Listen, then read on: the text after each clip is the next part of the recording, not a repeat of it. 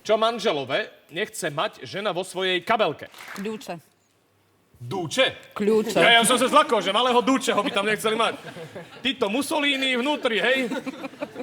Je tam kľúče. Ako vidíte, polovička humoru v tejto relácii... Je len o tom, že sa nerozumieme. Ja som si to... Dobre. Dobre. Skúsme rozprávať artikulačne, to znamená, skúsme tú papulku otvárať naplno. Kľúče. Paťa. Kľúče, presne tak, kľúče. Hej, prezervatív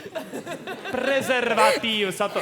Olča, dobre? Najbližšie, keď k tomu príde, tak povedz, zober si prezervatív.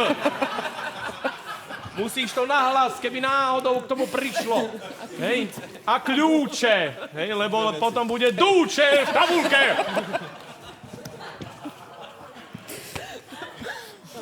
A dúče nechceme v tabulke, chceme tam kľúče.